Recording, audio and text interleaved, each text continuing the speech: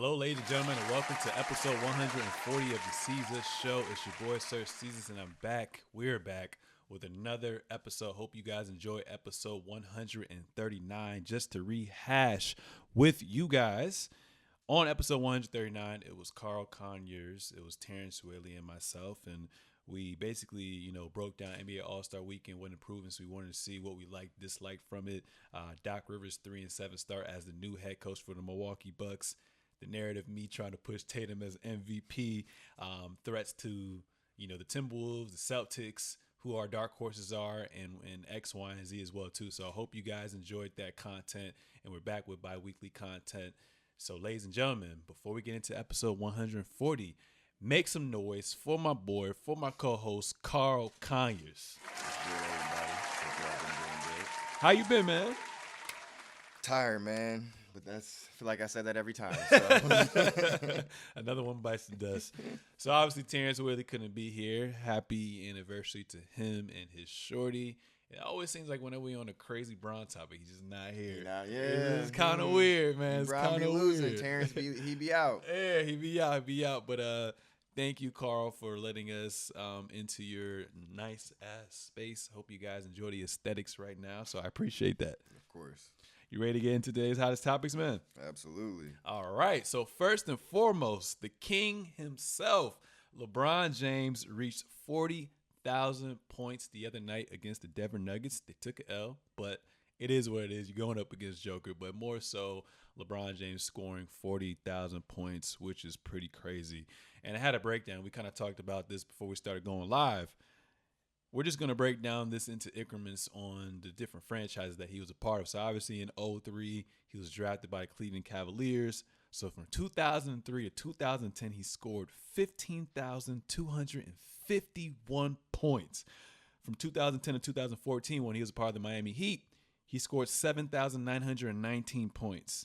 From 2014 to 2018, part 2 to Cleveland, he scored 7,868 points. And from 2018, when he joined the Lakers, won that championship, he scored 8,962 plus points.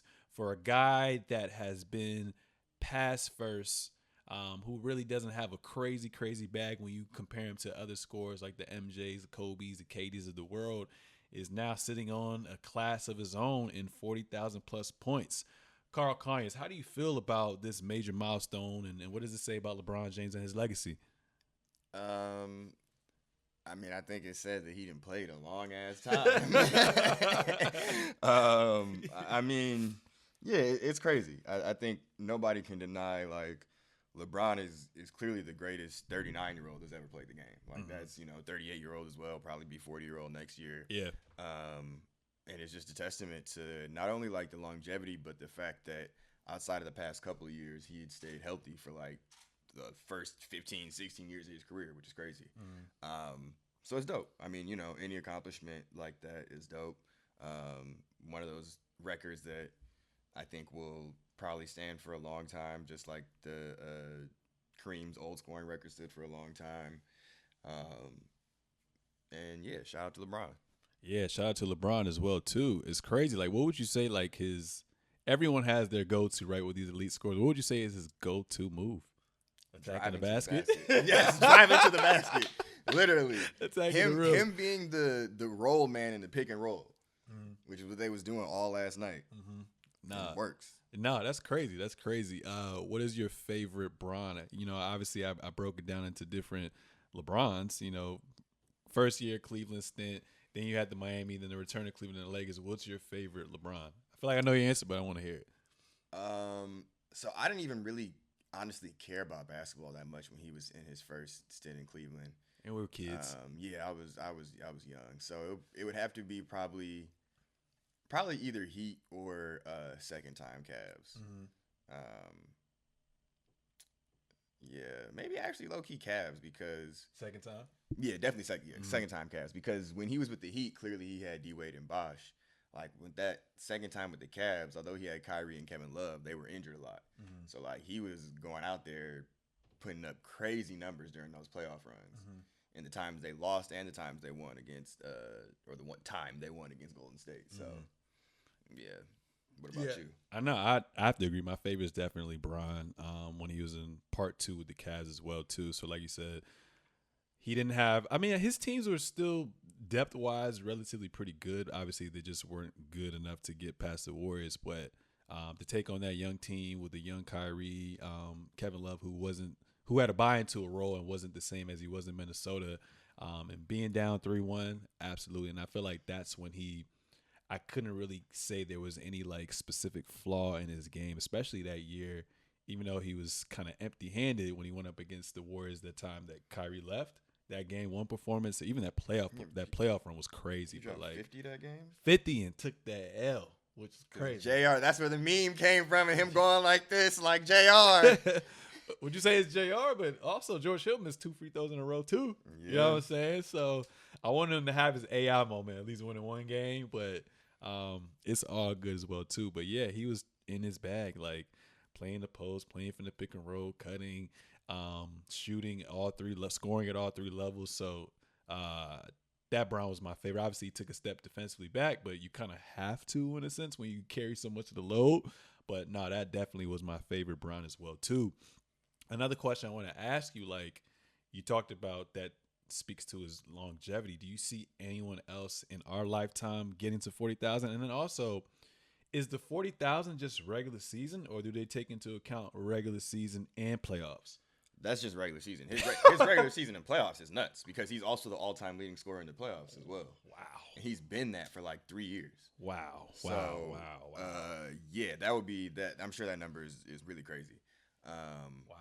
But the first question, do I see somebody in our lifetime? In our lifetime, or who in the league right now you think has the best shot at trying to get there? Yeah, I would say like in our lifetime, I think somebody can do it. Mm-hmm. But out of who's in the league right now, Luka maybe.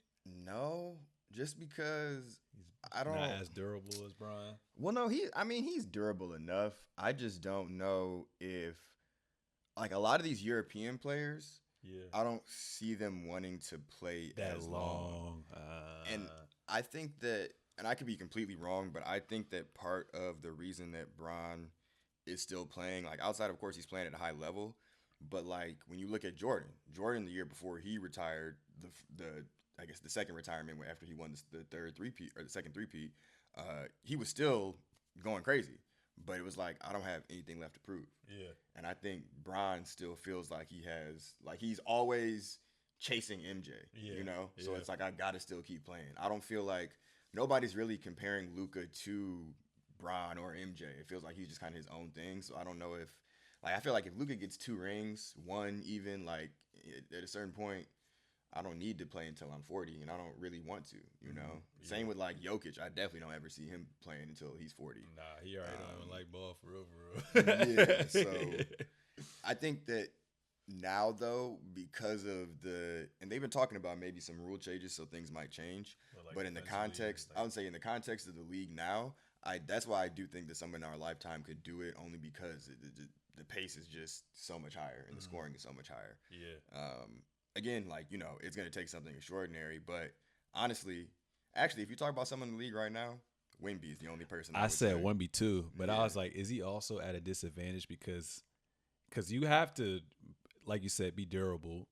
But Pop kind of reduces his minutes as well too. I feel like LeBron, his first year, and then moving forward, like off the jump, he was playing like 36, 38 minutes a night as well too.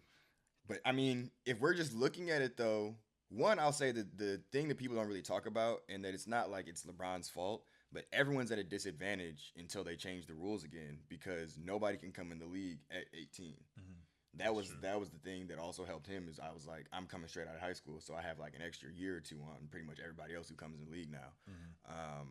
But I think also Wemby is still averaging rookie LeBron stats. Rookie LeBron averaged 20. That's true. Wemby's average.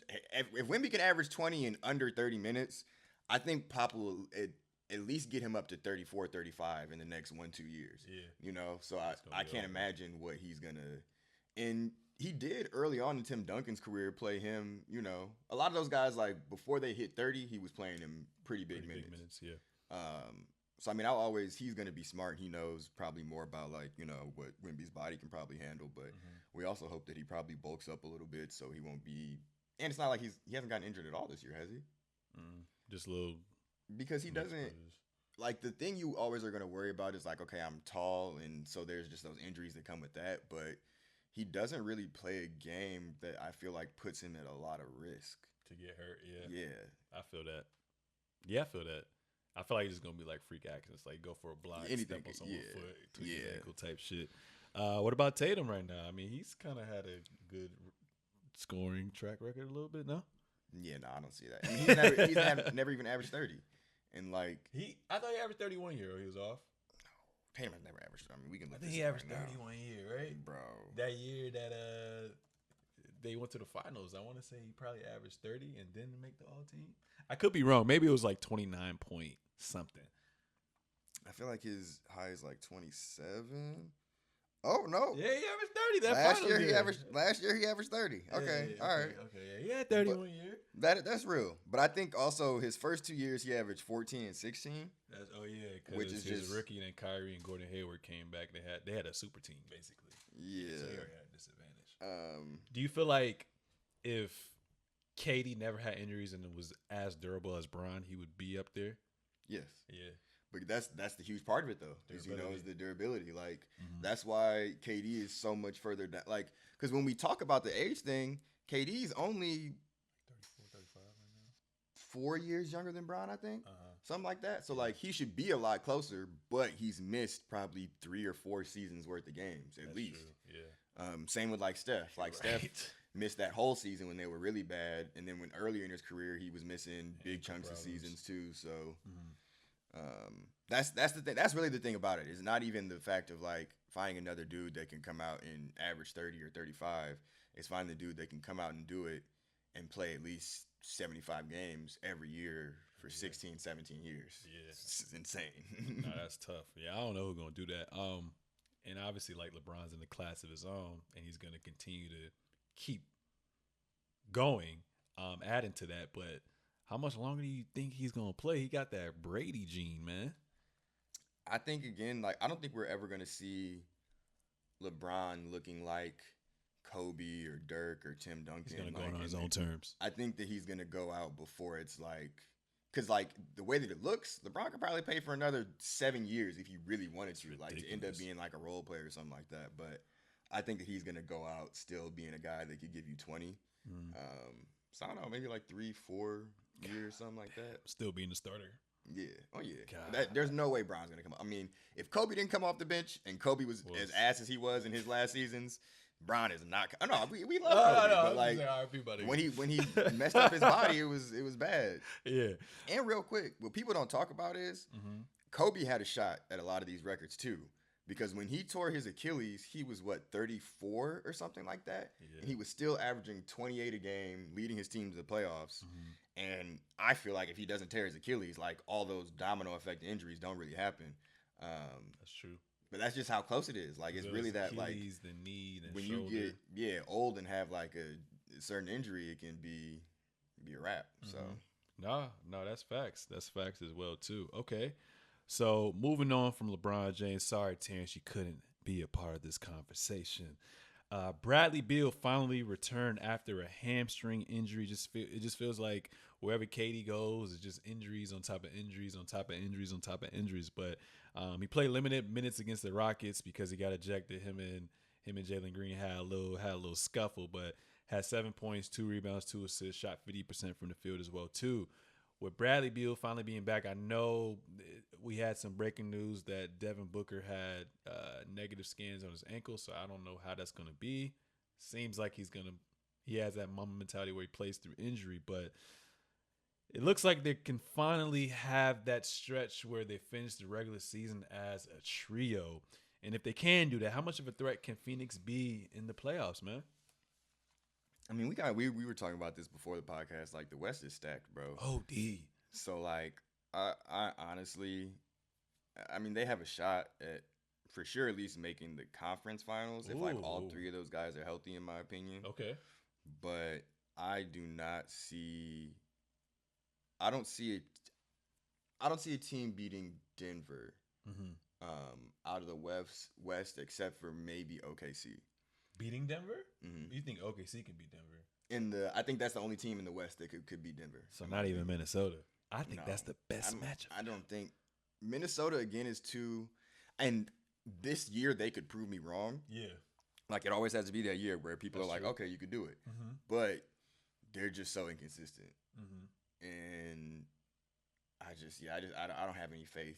They're to me one of those. Every couple of years, there's a one seed that it's like, yeah, in the regular season, y'all were the best, and then as soon as it gets to the playoffs, it's like, okay, now the real teams come out. Exactly, The real dogs out. So Ant is a dog. He's really the one. Like if he can be consistent on a game to game basis, on a whole entire playoff run basis, then I think that they have a good shot. Yeah. But even that, I still wouldn't trust him in the finals. Yeah. So, yeah. But back to your Suns take. Yeah, I think the Suns can make it really far as long as they stay healthy. But I think Bradley Beal has not shown the ability to do that at all this season. And although KD has, that's not really his track record as of late. Mm-hmm. Same with Booker. Mm-hmm. So like, I can hope that they'll be able to finish out the rest of this regular season and the playoffs healthy. Mm-hmm. But that just feels like a tall ask, especially when you consider just like the depth again of everybody else in the top of the West. It's the Thunder, it's the Nuggets, it's them, it's the Timberwolves, the Clippers, even Golden State and the Lakers are gonna. I don't think either of those teams are gonna come out of the West, but I think they can easily play spoiler in the playoffs. That's true. Okay. So, Phoenix. Right now, if the playoffs ended, not even playoffs ended today, let's just go with the teams that are eligible for the playoffs. You think they can beat, if they are on the road, they can beat the Thunder in a 7-game series? Phoenix? Yeah. Yeah? I do. Okay. Clippers 7-game series? I mean, honestly, you might be mad, but only because it's the Clippers. The Clippers, Yeah. I just feel like are liable to lose anything. I mean, we saw that 20-point fold the other exactly. night. Exactly. God damn, not again. Exactly. Pelicans? Yes. I can't take them seriously at all. Kings? Yeah. Yeah. Mavericks? Yeah, I mean, all these teams I think they can beat. Can be. I don't know if that means they're going to beat them. You know? Mm-hmm. But that's to me what makes the West so deep this year. I feel like a lot of these teams can come out. Mm-hmm. It seems like they just went all offense or just going to rely on getting timely stops. But they did get a lot of, like Royce O'Neal was – a lot of these teams, like this year, actually, I feel like was the lamest trade deadline in recent memory. Ever. But a lot of these teams added quality role players, and they were one of them. Like Royce O'Neal was a good pickup. Even though he hasn't been playing, David Roddy from Memphis was a good pickup. Mm-hmm. So they've just added a couple more pieces because that's really what they were missing is they just had zero depth behind their top three. Mm-hmm. So I think that they, of course, yeah, their main thing is offense, but I think they've added enough defense to be passable, especially with their offense kind of offsetting some of that in the playoffs. Okay. Moving on from that, the Los Angeles Clippers actually just lost Russell Westbrook, a former MVP, for multiple weeks after Russell Westbrook fractured his left hand in the first half of their game against the Washington Trash Wizards. So we don't know exactly how long he's going to be out for, but apparently there's no timetable for return. They don't know if he needs surgery or anything yet, but he is out right now, so they're just trying to figure some things out as well too. So luckily for them, in the past, I think he suffered a similar injury and was only out 14 games. But that's why, the Golden State motto, strength in numbers, comes in hand. So you got Bones Highland as your backup as well too, and you can probably see some extended minutes from Terrence Mann and Norman Powell as well too. But how do you think this affects the Los Angeles Clippers moving forward? Not a whole lot. Honestly, this could potentially make things better for them. Blessing in disguise. I only say that because you don't have to give I think that Westbrook was definitely a big positive on their team, and there are definitely games this year where either guys were injured. Yeah, mm-hmm. like guys have been injured or guys just haven't had good games, and like you have him coming off the bench and it helps. Mm-hmm. But I think that and when everything is going ideally, he's just someone else that like has the ball in their hands. And honestly, you see like the games he's having good nights, he might play 25 to 30 minutes. But more often than not, recently he's been playing like 15, less than 20 minutes. Which I think just kind of stands to like, okay, if you're not doing certain things, you're not as impactful for long stretches of time. Yeah. And I think, I just think maybe it gives other guys more chance to have the ball in their hands a little bit more, and get some other guys some PT. I mean, I'm not saying, I think in the playoffs is going to be amazing for them to have him coming off the bench in whatever situation. You can win him again. But I think just right now, it's not going to be as big a blow as losing like any of their top 3 guys. You know? So as long as they got Harden, PG, Kawhi, they should be straight. Yeah. I feel that way as well too. So I mean, before the James Harden trade, Bones Highland was playing well for the Clippers. So I feel bad for bro. Hey, he about to play now for a little bit. For a little bit. Yeah. Exactly. Next man up mentality. So we're gonna see what happens with that. But obviously I was kind of high on the Clippers with trying to get that 1 seed when it's all said and done. I mean, obviously there are only 3 games outside of that, but I think with Russell Westbrook going down, I see them probably getting anywhere from finishing with the 3 to 5 seed, in my opinion. I think 3 or 4. I think they'll at least have home court advantage in the first round, and that's probably about it. I think they're going to finish top 4 for sure. But they might go up. I mean, we were saying like the difference between the top couple seeds is 3. Between the top 4 seeds is 3 games. Yeah. So that's easy to, we still got 20 some games left at least. Yeah. So anything could happen with that top. Honestly, even a little bit further, anything could happen. How'd you feel about that? Did you see that Phil Jackson quote the other day? About what? It was something about like championship teams. Like you have to win 40 games before you lose 20 games to be considered a championship caliber type team. And I think as far as those teams that stood out were the Boston Celtics, I think Minnesota, OKC, and I think Denver. Yeah, Denver. How you feel about that? I mean, I follow this dude on Twitter who like breaks down a lot of basketball stuff. Who? And Bottom Stop? No. It's his name is like Harwood Paxium or something like that. I can't think of it. He's like a expert. He breaks down a lot of shit. Is dope. But he pulled up the stats and actually like I can't remember the time period, but I think I want to say maybe over like the past 30 to 40 years. Okay. I want to say maybe 30. There's only been 3 teams that have won the ship that didn't meet that 40-20 rule. Who were those teams, One of them was the Pistons, the 03-04 Pistons. Okay. I can't remember the other 2. I think one of them might have been a Kobe team as well. Maybe Miami Heat would do I don't know. Maybe. I mean, it might have been. I think that was one of them too.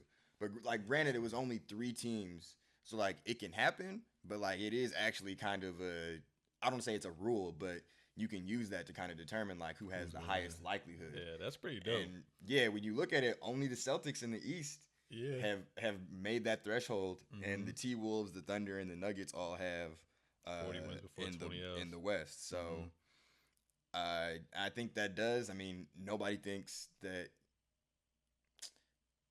And did he say win or get to the finals? Win a championship? Win the ship. Okay, win the ship. Okay. Yeah. Okay. So I think most people only think that the Celtics are going to come out of the East, which that adds into the rule. And then in the West, people kind of have, not as many people have Minnesota, but for sure OKC and Denver, I feel like a lot of people have making it. So I think it kind of agrees with who the favorites are. Yeah. I think it'll be interesting to see if this potentially is a year that the trend gets bucked again, but I don't think so. I think it's going to be one of those 4 teams that wins. Okay. Pivoting. Actually, only team I think could buck it would be the Bucs. Bucket coincidentally, the Bucs. No pun intended. Yeah. Okay, cool. Even just speaking on the Bucs as well too, since you kind of brought that up. Last time we had a conversation before the All-Star break, they were 3-7, and since then they've been on a 5-game win streak. But it's kind of interesting. Dame is still struggling even with this win streak. Obviously, Chris Middleton's been banged up, but his stats have kind of plummeted in this 5-game win streak, averaging 20 points per game. His assists and rebounds have went up at 7 each, but he's still shooting bad this year and overall 40% from the field. His 3-point percentage has went up to 39. But it seems like Doc Rivers and that troop has kind of been figuring things out right now. So they're basically tied for the second seed. They're obviously not going to catch up to Boston, knock on wood, if Boston doesn't get hurt. But, like, what are your thoughts on this mini sample size, but of the Milwaukee Bucks, winning and turning things around a little bit? I mean, I think it's definitely encouraging. That's part of the reason why I said I think that they could do it, because they have, I feel like, mitigating circumstances as to why they didn't hit the 40-20, because I feel like if they don't fire Adrian Griffin, they were already on pace to do that, but like they made an abrupt change in the middle of the season, and it took time clearly for the team to kind of adjust to that. Mm-hmm. But I will say the biggest problem under Adrian Griffin that they were missing from when they had Bud was defense. Mm-hmm. And now in these games that Doc has coached, they actually have a much better defense. And Pat Bev there too. Exactly. Like, but part of it is like, having someone like Pat Bev, but also his like scheme. Yep. So I think that they're starting to adjust a little bit more. I will still never have any trust in Doc Rivers, but I do have trust in Giannis and Dame in the playoffs. Mm-hmm. So I think that them having like now a better defense, Jay Crowder back too a little bit. Yeah, mm-hmm. And the thing that they've been doing this win streak without Chris Middleton. He hasn't played in a while. He hasn't played, past 2 seasons, low key. Exactly. So that's really the thing. Again, all these teams is health, but I feel like if they get Chris Middleton back healthy and in decent form for the playoffs, then they're going to be in really good shape. Yeah, and I agree with you. Just going back to the last topic that we had with the 40-20 rule as well. Like, a lot of these teams are now at kind of at 40-20, but they've been banged up. You know what I'm saying? If Julius Randle's not hurt, they probably 40-20. If Embiid's not hurt, they probably 40-20. Bucks are right there. Like you said, the coach got fired. The Clippers, they made a trade beginning of the season. They had to figure things out as well, too. So, in Phoenix, they've been banged up. So, you might be right. There might be an anomaly this year. So, I'm very curious to see how things pan out moving forward as well, too. What does it mean if Boston doesn't win a chip this year? They are 47-12, the best record in the entire NBA. You can argue they have the best starting five outside of the Denver Nuggets as well, too. It seems like their coach, Joe Mazzulla, who got tossed into the fire last year, has made dramatic improvements. They have an MVP caliber type player in Jason Tatum. Through the Jason Tatum, Jaylen Brown whole, run that they've had multiple deep runs, even got to the finals as well, too. This year, as of right now, they're top 5 scoring team and top 5 in points allowed. They're the number 1 rebounding team. They're number 1 in point differential, winning games by 10.7 points per game, and they're top 5 in blocks. So, what does it mean if they don't win a chip this year? I don't know if I mean, it's gonna suck for sure. Like, I'll say this: I think the biggest thing is them at least making the finals. If they don't make the finals, that'll be a gigantic disappointment. Mm-hmm. I think once you make it there, like it's a little bit different. I think the only person that's really gonna suck for is Jason Tatum. Yeah. Like Jaylen Brown doesn't have a legacy that anybody cares about or anything like that. Like, it's Jason Tatum that is really gonna suck if he loses again in the finals. But he's still 26, 27, so like he still has time to say he makes it to 1 or 2 more and wins those 2. Like then you can even it out. But yeah, I think that them losing, I honestly feel like is a high likelihood. You think so? Yeah, So you're taking the field against them? Well, when you say them losing in the championship, in the finals. Okay, in the finals. Them losing in the finals, absolutely. Because the West, like we said, the West is deep. The West is really good, and especially if the Nuggets get in there, I just don't see it, man. They be crumbling. And that is the thing about, and maybe like we were saying about other teams, this will be the year that they prove like, okay, we're gonna stand up. But I just don't believe that they're gonna be able to pull through. Like, it'd be tough for them. Yeah, tough for them when it really comes down to it. And they're one of those teams too. Like, their bench is mid, but it works out because you can stagger the minutes with their starting 5. But the thing is, with a lot of these teams that have won championships, they've had a great roster beyond their starting 5. So I feel like with them, if they miss one person out of that starting 5, I don't even think they can get to the finals, bro. Yeah, no, their bench is terrible. The bench is really awful, but they have like one of those. They have one of those, not as good, but similar to when KD was with Golden State. Like because Golden State in their earlier championship season and then when they were really good, it was because they had their starting five was cool, but their bench was deep as hell. When they got KD, they didn't have no bench anymore, but their starting five was so overwhelming that it didn't matter. Yeah, so like that's what they're hoping is going to carry them. But I think that one, of course, they're not as good as that team, and I think that the Nuggets, again, the team I think is going to make it to the finals, they have a very good starting five as well. Great, maybe not as. They only have one All-Star technically, but like Jamal Murray is great. Michael Porter just went 10 from 10 last night. Like the new Clay. Yeah, Aaron Gordon is a great two-way player, and then KCP is the perfect 3-and-D person. Perfect. And then their younger guys are starting to play a lot. Like Peyton Watson is playing a lot better off the bench. Braun playing. He can play some decent minutes. Reggie Jackson's been giving them some decent minutes, which is crazy. I hate that nigga. Don't even. Hate Reggie Jackson, but I can't lie. Like he's been playing some decent minutes for them, and he's had not for Detroit, but for some other teams, he's had some good playoff minutes. In the playoffs for the Clippers, I missed that. Yeah, he's had some good playoff minutes before. So even DJ be giving them solid minutes still. Exactly. So like I like their depth a lot more. They just complement each other so well. Like they're just the perfect team, bro. And I will say this. They're like a modern day Spurs on steroids. Yeah, and like they have the best crunch time execution that at least in this year in the league that I've seen by anybody. Jamal Murray and Joker. That and also just putting Joker in actions where he can get other people. Like we were talking about all the things that he did. Like that Lakers game last night, it was a 1-point game with like 2 minutes left, and they ended up winning by 10. You know, because like they just start going crazy. Like he's just like, okay, I'm gonna do the 2-man with you. I'm gonna make sure I tell Aaron Gordon to go over here and do this. Michael Porter's gonna hit at least one shot during this period of time. Like, so it's tough. I think that is where teams like the Celtics, I think their late game execution just isn't as good, especially when you have guys like Jaylen Brown who doesn't know how to dribble and things like that. So. Let's see. JB, get that left hand up, boy.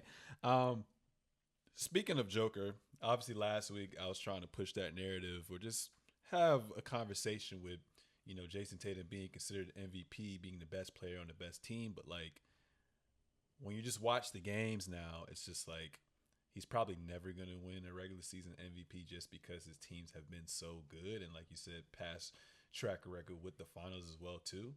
And it's what have you also done for me lately as well.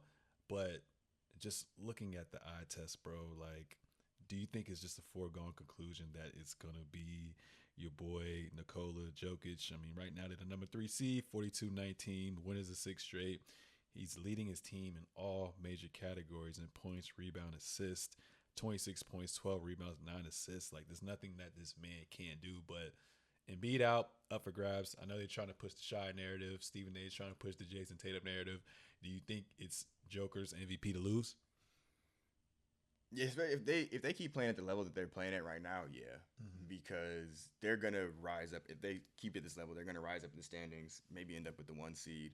Even if they don't, the 3 seed is fine to still be able to, especially with it being this close. And it's just he's just so good, and I don't even want to be like on him like this, but he's really good, bro. Like he's actually OD, bro. And so you watch.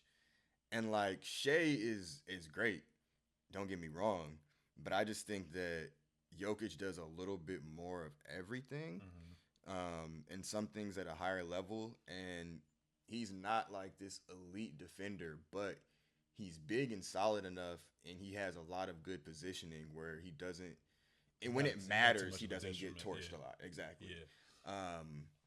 So, yeah, I think that it would either take like Shea taking it, maybe he started averaging 40 for the next month or something like that, which we didn't see this year with Embiid, or Jokic like completely falling off. Yeah, but most of the MVPs are repeat MVP winners. Yeah, no, that's true. And if it wasn't for Embiid petitioning last year, he probably would have won it last year. Nah, that's true. That's true. Yeah, I think he has it, but they, like I said, they're pushing for Shea, and like Shea, you can argue that Shea's team has less talent than the Nuggets team as well. They're a little undersized too, but being this age, putting up 30, no one thought OKC would be a number one seed. We'll see how things pan out. It's hard to argue against that, but like you said, Joker's been so dominant, bruh. Yeah. It's tough. So it's definitely gonna come down to those two. But I think right now the media is more pro Joker, in my opinion. And I think, like, end of the day, it's a media award, It's and a like media style award. of play comes into it. And I Mhm. think there's something to, You said about Joker's style of play. in similar way of like Tim Duncan. Like when Tim Duncan was giving you 20, it's just way worse than like if LeBron or somebody's giving you 20 because he just makes it look so easy. Mhm. He's just like out there effortlessly, like, oh, I'm just gonna toss this up or I'm just gonna do that. So I Yeah. think sometimes like that adds into it. Like he's just really out here breezing through and getting 30-point triple doubles or whatever. So yeah. Okay. That's that. Pivoting towards that, the Cavs have also been on a winning streak as well too. They didn't quite meet the criteria for the 40-20 rule, but the 39-20 right now. We were talking about dark horses last time. I mean, do you think the Cavs can be a legit threat, or they're kind of like what you said earlier as well too, where it's like you see these top seeds every year, but when the playoffs come, nah, not really. What are your thoughts on the Cavs? I think that the Cavs are they're I think they're another like we're in a point where like it's a lot of young teams, right? Hella young And teams, yeah. a lot of these young teams like they get to the playoff, and we're also in a weird point where a lot of the old heads are still kind of in their primes, or at least Yeah. very close to it. Yeah. And like, a lot of times we get into the playoffs and that experience starts to matter. So like last year in the playoffs, the Cavs got out in the first round, I think, and they were definitely like a top 4 seed, I'm pretty sure. They lost to the They Knicks, right? 4-5 seed, Knicks and Yeah, exactly. Knicks Like and and Cavs, they were a good team, and like it, and the Knicks suck. I mean, like they made it to because they lost in the second round last year, right? They lost to Miami Heat. Exactly. So, and I'll say more so the Knicks suck in the playoffs, mainly because Julius Randle sucks in the playoffs. I love Jalen Brunson; he always plays great. But yeah, the Cavs to me just don't really instill any fear. Donovan Mitchell is like He's gonna get, but he's gonna go others, potentially. Right? Well, I'll say this also: he didn't really go off last year. I think that was also part why they got beaten 5 games. Mm-hmm. But even when he was going off with the Jazz when they were like the 1 seed and stuff like that, they never really went that far. Yeah, Darius Garland is like undersized. He's a guard, so it's not that bad. But it's more so the fact that Donovan Mitchell is undersized, and that's your starting backcourt. But Darius Garland is just proven to be a little bit inconsistent right now in the regular season, so I don't know how that'll carry over to the playoffs. Mobley's still super young. LeVert's kind of inconsistent. You would think with all his skill sets, he'd be that bona fide, like how Jordan Clarkson was at 6 man a year like that, but he's kind of inconsistent for me. Yeah. Max Strus, we'll see. Isaac Okoro, Yeah, like I said, I don't fear him. I don't fear no one. They're a good team, but they're not a team that I feel like has a shot at honestly even making the conference finals. So you feel like through this 2-year window with Donovan Mitchell that we've seen so far, they've reached their ceiling already? No, because I do think that Mobley can get better. I think that Mobley can get better, and I think that Garland, he's still young. He can potentially like carve out a more consistent role, but I think they also just don't have a lot of time because it seems like Donovan Mitchell doesn't want to be there. That boy gonna everything go. that we're hearing. Yeah. So, do you think Garland and Mitchell, because they need the ball in their hands so much, they kind of take away from Mobley's growth? I mean, he's still been improving every single year, but do you think they take away from him? Yeah, I mean, it's definitely one of those things. There's not as many shots to go around when you have a 30-point per game score and then another 20-point per game score. Then you also have who's their 3? Isaac Okoro. Sometimes Max Strus. Max Strus. They've been doing a lot. Yeah, that, and then you also have Karis LeVert coming off the bench with the ball in his hands a lot. So there's always that, but I still think that you can grow within that, Yeah. And that's kind of what you're hoping to see from him. Okay. Off air, you were talking about like Embiid's been so dominant. When you watch the Sixers play without him, like they're really not that good. if you were Embiid, how much would this season weigh on you in terms of looking at what the team looks like, looking at how dominant you were, the injury that obviously he's had? Like, would you want to even play for the 76ers moving forward or kind of force your way out? Well, coincidentally, they ended up beating the Mavericks today. Oh, I was talking about how Mavericks? the game was over. They won by 4. I'm happy I didn't bet today. The Mavericks. Yeah, it's another team that is just terrible. And we talk about Jalen Brunson. They could have had Jalen Brunson plus for cheap, and then they could have added somebody else. Yes, and then been set. But and I think Jalen Brunson fits way better with Luka because clearly. But anyway, if I'm Embiid, I try and force Daryl Morey out. That's what I would say. I don't think I would necessarily leave Philly. I don't think he really ever wants to because of the whole process thing, and it's just I don't think that. Yeah, he just doesn't seem like the type. He's more, which you kind of seen, like, y'all come here. I'm trying to get people to come here, but I don't think he's really trying to leave. And it's a good market to come to as opposed to, like, when Dame was in Portland or even Giannis right now with the Bucs. He has a pretty good market to come to outside of, the Boston, who's historic, the LA market, Miami, all that shit. So, yeah, I think it's just Daryl Morey. If it wasn't for Daryl, well, it's a two-edged sword because if it wasn't for Daryl Morey, I don't know if they would have got James Harden in the first place. Yeah, they wouldn't. But it's definitely because of Daryl Morey that James Harden left. And now we're seeing that James Harden wasn't even though like he'd be doing a lot and he was tripping, he wasn't crazy because Chris Paul just came out and said that Daryl Morey blatantly lied to his face and was like, "No, we're not going to trade you. Or if we do, I'm going to let you know." And the next thing you know, he's traded. So I have with Melo too. Yeah, so it's like I think that that's especially even with even more light being brought on it now, it's gonna make a lot of people not want to come there. And they're also about to have to pay Maxey. So I don't know. I mean, but I think that he might end up being the same as like Dirk. Like eventually at some point they might get it together and he might win one, but it's gonna be a bunch of him carrying a bunch of mediocre teams. And I don't think that the only unfortunate thing is there's no way he plays as long as Dirk. I was about to say that too, because you were talking about earlier where there's just those certain players who don't really put themselves in positions to get hurt. And obviously Joel Embiid's always had that track record of being injured. So yeah, he see that's the thing, like Jokic is the same size probably as Embiid, and he has a ground-bound game. Embiid plays like he's Steph Curry. Exactly, and that's why his knees be buckling every time. So, it's crazy. Like obviously he has an injury track record, but it seems like his injuries are always a freak accident. I don't know. I mean, it feels like he slips or something like that, or he's just really heavy. So when he falls, it's stuff that a lot of other people do and don't really get injured. But when we were talking about this beforehand, when you come into the league injured, you missed your first 2 years, your body is not going to get better. And now you're 30. He is 30 now. So time ticking. Yeah. Because we talk about Braun playing for a long time. I see him 35 tops, he out. Right. And for me, it's not even Embiid it's more of a like I don't think his body can take him until exactly.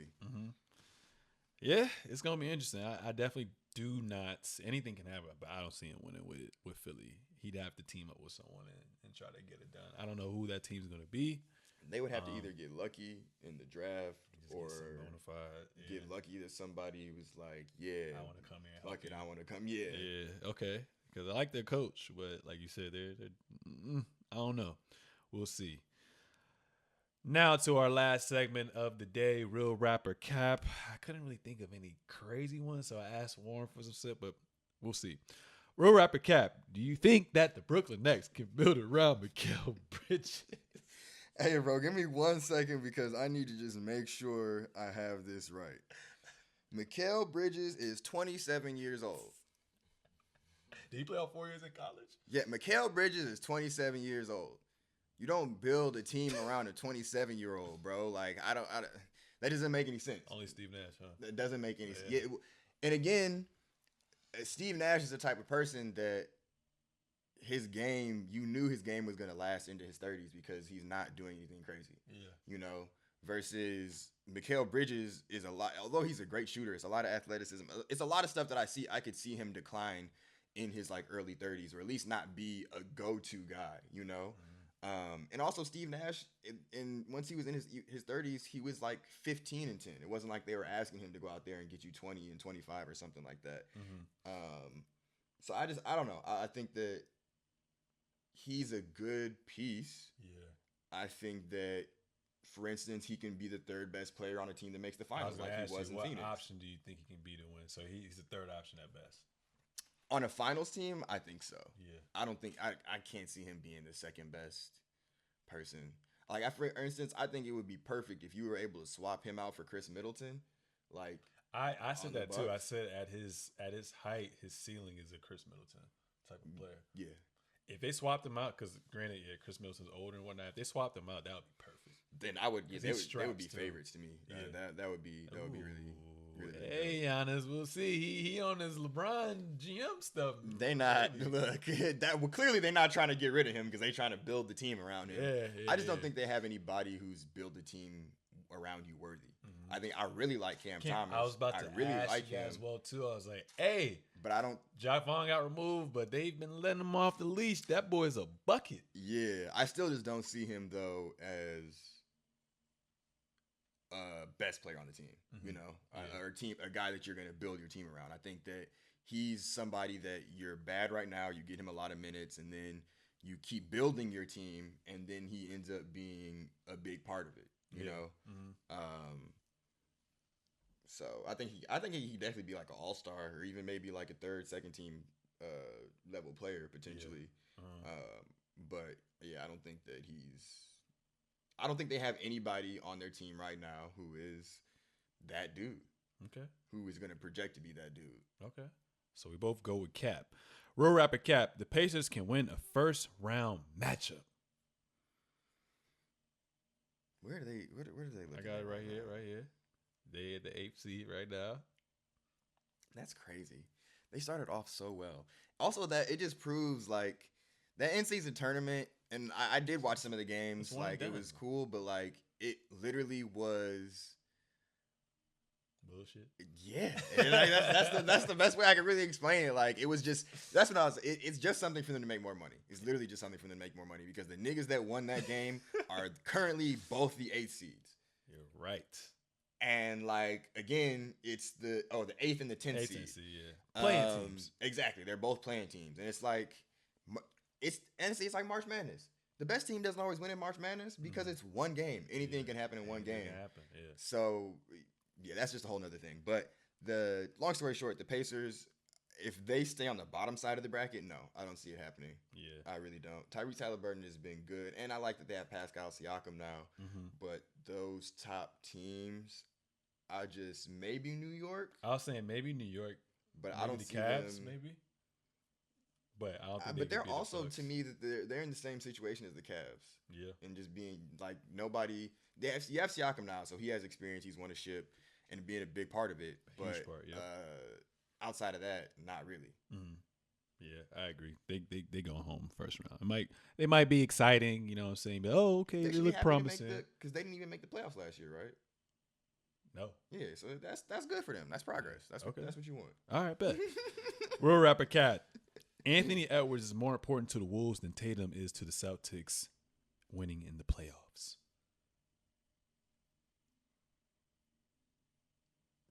That's crazy. I would say they're both the most important part of their teams. I guess, like, just particularly as the question is worded, the Celtics are probably better equipped to win some games. Like, Jason Tatum can have bad games. Yeah. And they can still get to where they need to be. But if Anthony Edwards is off his game, then... And that, to me, kind of like earlier in the segments when I was saying, like, the thing to me is the consistency of Anthony Edwards. Like, if he puts that together, I think the team is in a different level. So, yeah, I mean, I think I also don't trust Karl Anthony Towns whatsoever at all. Not even, like, I wouldn't trust him to tie my shoes. So, like, that's a first. I'm stealing that. Bro. Like, so I have no trust in him. And then their second to other third best player, Rudy Gobert, I have absolutely zero trust in him in the playoffs as well. So yeah, just like in that regard, I feel like Jaylen Brown, Derek White, Drew Holiday, and Kristaps Porzingis could help you win a game more. Yeah, and Al Horford more than the other. Exactly. Mike Conley, all them. Yeah, that's true. Yeah, I'm gonna go real rap with that as well too. Real rapper Cap, the Mavs can make a deep run in the playoffs this year. No, Cap. We were just talking about it. They just lost to the 76ers, bro. The team just hey, the Spurs just beat OKC. Yeah, but that's to me like that's, you know, everyone has those types of games where it's like y'all are so much worse than us and we just not really taking this seriously. It's not an excuse, but I just think it's different than like, although they've been playing bad since Embiid went down, they're not a trash team. They're not like the Spurs, you know. They're playing team. Exactly, you know, like, and so you supposed to show up a little bit different to that, and I just look at the Mavs. I don't see Luka averaging 50 for a whole series. And that, to me, is their key to winning a series. Mm-hmm. Would you say, which roster do you think was better when they went to the conference finals with Brunson or this team with Kyrie? Conference finals team? Yeah. But I also think that was a better, I think if that team had got I really like the pieces that they got. We were talking about a lot of these teams got role players at the deadline. I like they got Gafford, PJ Washington, I think one other person. I think that if that conference finals team had got these acquisitions, they would be immensely better. I like that. I'm going to go with Cap as well, too. And last but not least, drum roll, please. This is for you. Why you do this? The Pistons will have more wins than the Wizards to end the season. What are your thoughts on that? I'm going to say that's real rap. Both teams are 9-50, basically. Yeah, I think I'm going to say we actually, no. Wizards are 9-51. We're 9-50. So we have the better record as of now. I think that of course they're both trash. Y'all only got that win because they was complaining. Y'all messed up my parlay. But no, I will be 100% No, they cheated y'all. They cheated us 2 straight games. 2 straight games. They came back and said that Paolo traveled on his game winner, and then Dante DiVincenzo tackled one of the players on our team. So and they didn't call it. The Thompson boy. Yeah, and they didn't call it, and then that ended up leading to them getting the ball and winning the game. So. I think that, granted, like our record is really bad, but in the same way that we were talking about how there's no one on the Nets that I think that there's anyone to build around, there's nobody on this Wizards team that I think is like your guy to build around. Hell no. Versus like, I actually like Cade is playing really well. The pieces around, like this team that they've been playing post deadline, if this is the team that we had at the beginning of the season, we'd probably have maybe at least 20 wins. I still think we'd be a bad team, but I think that we wouldn't have went on that crazy losing streak. Like, because in early season, they were trying to play a guy who, if you're good enough in the league and you get cut, because we know good players get cut because of situations or whatever. If you're good enough, you get cut, you get picked up. Killian Hayes has been cut for weeks. He's still cut. Sucks. Exactly. And we were starting him at the beginning of the season. So it's stuff like that. I just think that Fontecchio has been amazing. He's like, honestly, they finally started to build a team around Cade, which is a guy that you would build a team around. Like you get the shooters now, and like Duren and to a lesser extent Stewart are nice in the front court. So that being said, I think the Pistons are going to have more wins. I think the Pistons are also just have more of a direction. I don't want to say like they're, are super trending up, but way more of a direction than the Wizards do. I don't see the Wizards having a path to being good in the next 5 to 10 years. Yeah, that's crazy. 2 teams you will never bet for are definitely the Wizards and the Pistons. And players for over-under. Nope, don't do it. Jalen Duran, though, he got me some bread. It was just 0.5 blocks. He had 1 block the other night. So hey, look, get him that one. Let's go, boy.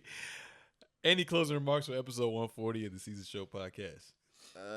Hope y'all have a good 2 weeks. I think it's gonna be the season is really starting to heat up because it's been good. All these, a lot of teams are close. So a lot of these teams are playing hard. There's a lot of good games, and it'll be interesting to see where these standings are at when we get back. All right, all right. Appreciate you, Peyton, behind the scenes, always holding it down. Ladies and gentlemen, that was episode 140 of The Seezus Show. Make sure to subscribe on all forms of social media at The Seezus Show, at Sir Seezus, at Call Conyers. We out. Deuces.